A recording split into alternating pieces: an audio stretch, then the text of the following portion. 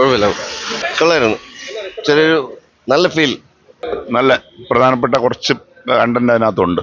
പുതിയ കാലഘട്ടത്തിനനുസരിച്ചുള്ള സംവിധാനങ്ങൾ കുറച്ചുണ്ട്. കൊള്ളാം, നന്നായിട്ടുണ്ട്. നല്ല സിനിമ, ബെറ്റർ. ഫാമിലിയായിട്ട് കാണാൻ പറ്റിയ നല്ല സിനിമ, കൊള്ളാം, നല്ലതാണ്. ഏത് പടം?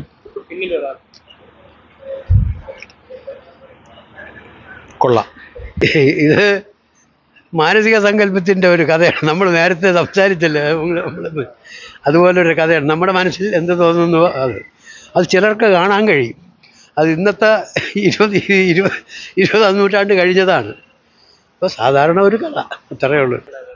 കുഴപ്പമില്ല, കൊള്ളാം, കുഴപ്പമില്ല. ഒരുപാട് കഷ്ടപ്പെട്ടൊക്കെ എടുത്ത സിനിമയല്ലേ, അതിൻ്റെ ഒരു സിനിമയാകുമ്പോൾ ഒരുപാട് കഷ്ടപ്പെട്ടല്ലേ എടുക്കണേ.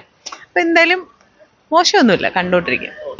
സൂപ്പർ, വളരെ നന്നായിരിക്കുന്നു. അതായത് അനന്തപുരിയുടെ സിനിമ എന്ന് പറയുന്നത് എല്ലാവർക്കും ഇത്രയും വലിയ പ്രതീക്ഷയില്ലായിരുന്നു.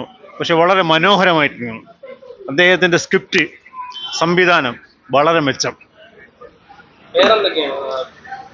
ഇല്ല, വേറെ പ്രത്യേകിച്ചൊന്നും പറയാനില്ല, ഒരു മെസ്സേജ് ഒന്നും പറയാനില്ല. പക്ഷേ അഭിനേതാക്കളെല്ലാം നല്ലതുപോലെ അഭിനയിച്ചിട്ടുണ്ട്. അല്ല, നായകൻ ഒരുപാട് ഉയരങ്ങളിലെത്തും, ഉറപ്പാണ്. കുടുംബ പ്രേക്ഷകർ കാണാൻ പറ്റിയ സിനിമ.